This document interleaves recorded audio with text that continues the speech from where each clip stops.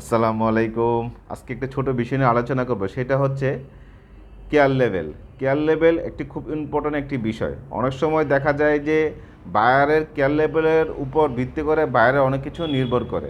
Care level আসলে কি থাকে একটু লক্ষ্য করি। দেখেন, একটি পোলো শার্টের কেয়ার লেভেলিটি, সেইটির মধ্যে রয়েছে কি বায়ারের নেম রাসেল, ঠিক আছে। আর এখানে রয়েছে কি কেয়ার কনজামশন। কেয়ার কনজামশন হচ্ছে এই গার্মেন্টসটা আসলে কোন ধরনের সুতা দিয়ে ইউজ হয়েছে, কত পার্সেন্ট কটন রয়েছে, কত পার্সেন্ট পলিস্টার রয়েছে, সেটা এই কেয়ার লেভেলের মধ্যে মেনশন করে থাকে। এছাড়াও রয়েছে কি কেয়ার ইনস্ট্রাকশন।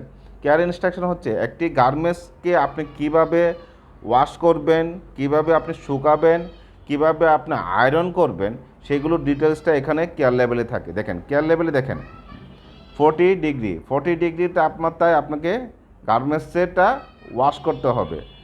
তারপরে কি ক্রস, ক্রস মানে কি, সেটা হলো ব্লিচ, ঠিক আছে। এই ব্লিচ দিয়ে আপনি ওয়াশ করতে পারবেন না, নর্মাল ব্লিচ দিয়ে ওয়াশ করতে পারে। ওয়ান ডট মানে ড্রাই ক্লিনিং, কীভাবে ক্লিনিং করবেন।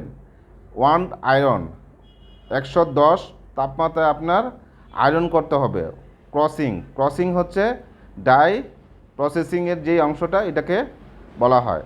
এইভাবে কেয়ার ইনস্ট্রাকশনগুলো কেয়ার লেভেলে থাকে। এছাড়াও অনেক সময় দেখা যায় যে পিও নাম্বার, আপনি একটি গার্মেন্টসের প্রত্যেক অর্ডারের একটা পিও নাম্বার থাকে বা অর্ডার নাম্বার থাকে। বায়ারের যে পিও নাম্বারটা থাকে সেখানে মেনশন করা থাকে এই কেয়ার লেভেলে। আবার আর্টিকেল নাম্বারও থাকে।